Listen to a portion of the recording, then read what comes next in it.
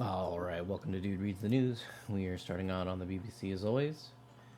Um, More than 100 killed in Texas flood, with 11 still missing from Camp Mystic. Why Texas floods were so devastating. Trump delays tariffs on 14 countries until August. President Donald Trump says he has delayed imposing higher tariffs on goods entering the U.S. from 14 countries, including Japan and South Korea. The latest development on global trade by Trump comes at a 90-day pause. Comes as a 90-day pause the White House placed on some of its most aggressive import taxes was set to expire this week. The president renewed his threat of a 25% tax on products entering the country from Japan and South Korea, and shared a batch of other letters to world leaders warning of levies from 1st August. Higher tariffs had been set to come into effect on 9 July, having previously been suspended, with White House officials saying they would look into the strike trade deals. On Monday, Trump shared letters addressing leaders of 14 countries on social media, informing them of his latest tariff plans, while adding that the rates could be modified, upward or downward, depending on our relationship with your country. Most of the tariff rates outlined by Trump were broadly the same from what he had put forward in April, when he made his Liberation Day announcement, threatening a wave of new taxes on goods from various countries. The president argues that introducing tariffs will protect American businesses from foreign competition and also boost domestic manufacturing and jobs. But economists say the measures will raise prices in the U.S. and reduce trade. The three main shares indexes in the U.S. slipped on Monday, with Toyota's U.S. listed shares down 4%. Japan sent more than 148 billion in goods to the U.S. last year, making it America's fifth biggest supplier of imports, after the European Union, Mexico, China, and Canada, according to U.S. trade data. South Korea was also in the top 10. As well as South Korea and Japan, Trump on Monday set out plans for a 40% tariff on goods from Myanmar and Laos, a 36% tariff on goods from Thailand and Cambodia, and a 35% tariff on goods from Serbia and Bangladesh, a 32% tariff on Indonesia, and a 30% tariff on goods from Africa, and a 25% tariff on goods from Malaysia and Tunisia. White House Press Secretary Caroline Leavitt said more letters could follow the days ahead. She disputed the suggestion that the shifting tariff deadlines from 9 July to 1 August with might reduce the power of Trump's threats. The president's phone, I can tell you, rings off the hook from world leaders all the time who are begging him to come to a deal, she said. When the president first announced a raft of steep tariffs in April, turmoil broke out on financial markets, leading the president suspending some of the highest duties to allow for talks, while keeping in place a 10% levy. Busy couple of days. Treasury Secretary Scott Bessent said he expected a busy couple of days. We've had a lot of people change their tune in terms of negotiations. So my mailbox was full last night with a lot of new offers, a lot of new proposals, he told U.S. business broadcaster CNBC. Trump had initially described his April tariffs as reciprocal, claiming they were required to fight back against other countries' trade rules he saw as unfair to U.S. exports.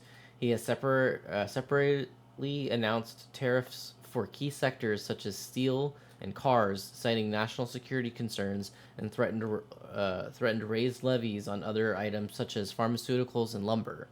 The multi-layered policies have complicated trade talks, with car tariffs a key sticking point in negotiations with Japan and South Korea. So far, the U.S. has struck agreements with the UK and Vietnam, as well as a partial deal with China. In all three of those cases, the agreements have raised tariffs compared with levels before Trump returned to the White House, while key issues remain unresolved. The U.S. has said a deal with India is close. The EU is also engaged in talks, with reports suggesting officials on the bloc were not expecting to receive a tariff letter. A spokesperson for the EU said the European Commission President Ursula von der Leyen had a good exchange with Trump. Just a few weeks ago, U.S. President had threatened the EU with a 50% tax unless it reached an agreement. Last week, Trump said Japan could face a 30% or 35% tariff if the country failed to reach a deal with the U.S. by Wednesday. That's wild. He's like, let's just burn all the bridges. Look at the latest Gaza ceasefire proposals as Netanyahu visits White House. Israeli Prime Minister Benjamin Netanyahu is meeting with President Trump in his third visit to the White House this year. The two are meeting as Israel and Hamas are negotiating a ceasefire, and the U.S. is lifting terrorism designation on neighboring Syria, Nick Schifrin reports.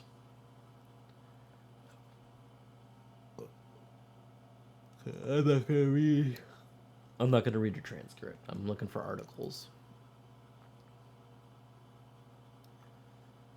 Okay. A lot of information about the Texas flood. Death toll surpasses 100. Okay,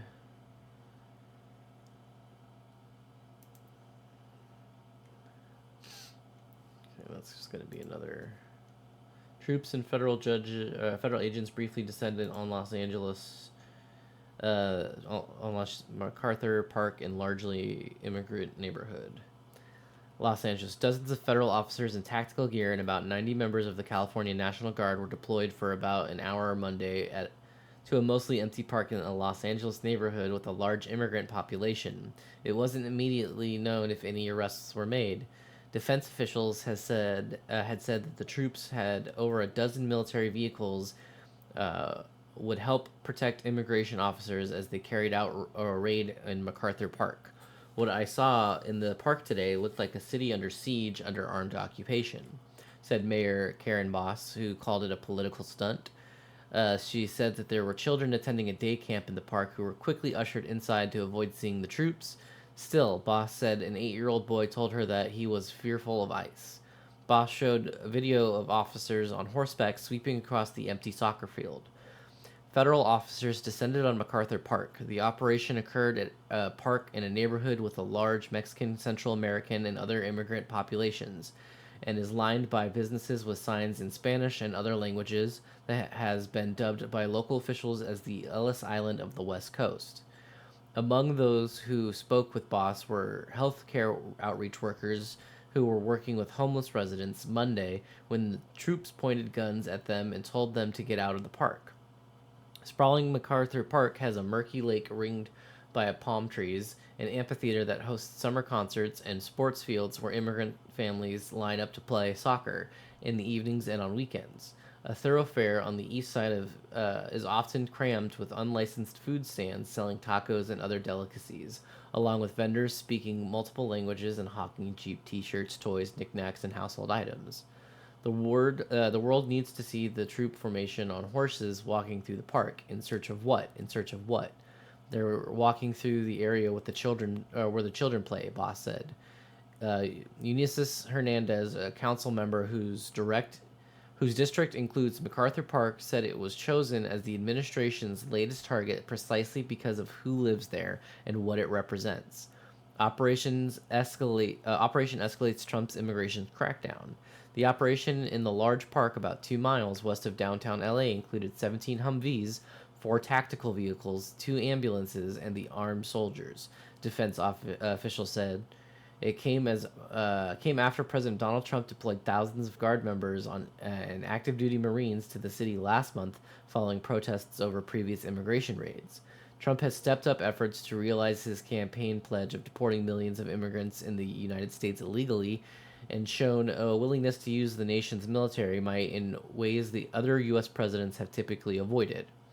In response to questions about the operation in MacArthur Park, the Department of Homeland Security said in an email that the agency would not comment on ongoing enforcement operations.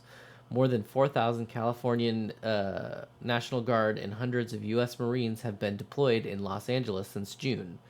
Against the wishes of California Governor Gavin Newsom last week, the military announced about 200 of those troops who would be returned to their units to fight wildfires. Governor Gavin Newsom called the event at the park a spectacle. It is not about going after dangerous criminals, Newsom said of Trump's mass deportation agenda. It is about destroying the fabric of the state. LA raid ends abruptly. The defense officials told reporters that it was not a military operation, but acknowledged that the size and scope of the guards' participation could make it look like one to the public. That is why the officials spoke on condition of anonymity to provide details about the raid that were not announced publicly. It's just going to be more overt and larger than we usually participate in, one of the officials said before the raid ended abruptly with no explanation. The primary role of the service members would be to protect the immigration enforcement officers in case in case a hostile crowd gathered. That official said, there are they are not participating in any law enforcement activities such as arrests, but service members can temporarily detain citizens if necessary before handing them over to law enforcement, the official said. Local officials say feds are sowing fear.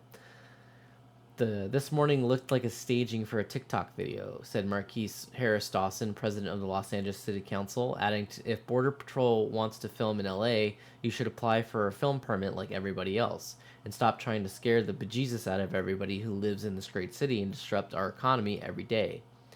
Chris Newman, legal director of the National Day Labor Organizing Network, said he received a credible tip about the operation Monday. It was a demonstration of escalation, Newman said. This was a reality TV spectacle, much more so than an actual enforcement operation. Since federal agents have been making arrests at Home Depot parking lots and elsewhere in Los Angeles, Newman said fewer people have been going to the park and immigrant neighborhoods near the city's downtown. The ghost townification of LA is haunting, to say the very least, he said. Betsy Bolte, who lives nearby, came to the park after seeing a military-style helicopter circling overhead.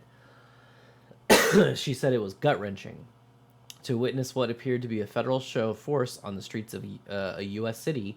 It's terror, and, it's ripping the heart and soul out of Los Angeles, she said.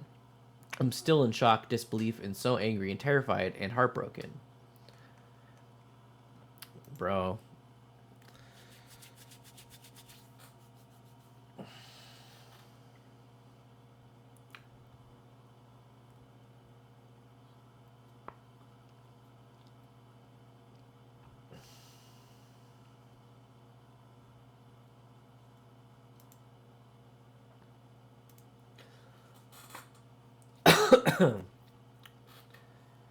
U.S. revokes terrorist designation for Syrian president and former group.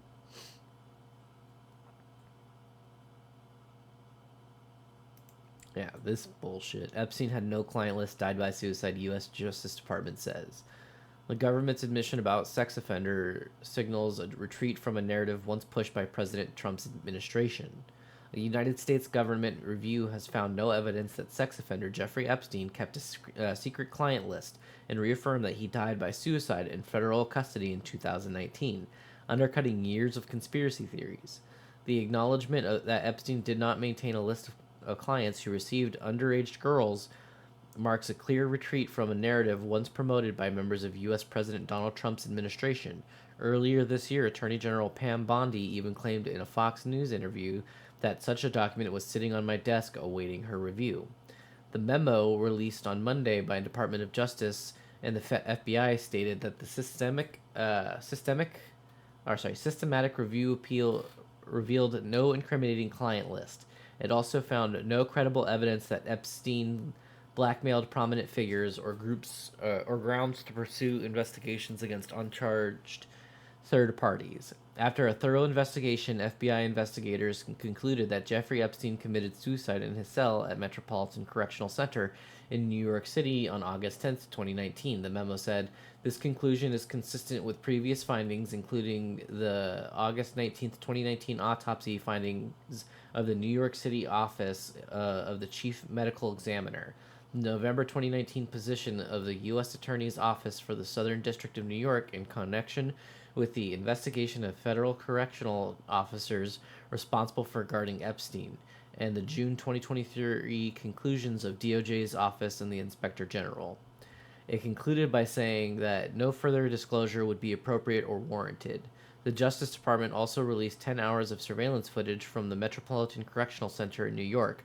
The footage revealed that no one entered Epstein's cell on the day he died by suicide. We were all told more was coming. Conservatives who have sought proof of a government cover-up of Epstein's activities quickly expressed outrage at the announcement. Far-right influencer Jack Posobiec posted, we were all told more was coming, that answers were out there, and that and would be provided. Incredible how utterly mismanaged this Epstein mess has been, and it didn't have to be. Separately, former Trump ally billionaire Elon Musk shared an image of a scoreboard reading the official Jeffrey Epstein pedophile arrest counter, which was set at 0.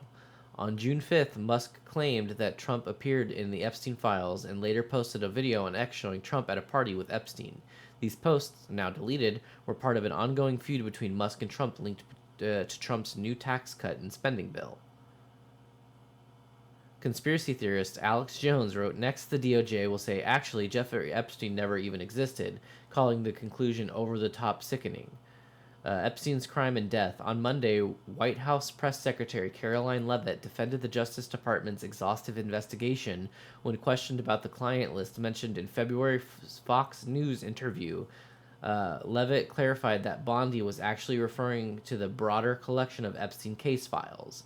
Epstein was found dead in his jail cell in August 2019, weeks after his arrest on sex trafficking charges, in a suicide that foreclosed the possibility of a trial. The Justice Department and FBI's disclosure of that Epstein took his own life is hardly a revelation, even though conspiracy theorists have continued to challenge that conclusion.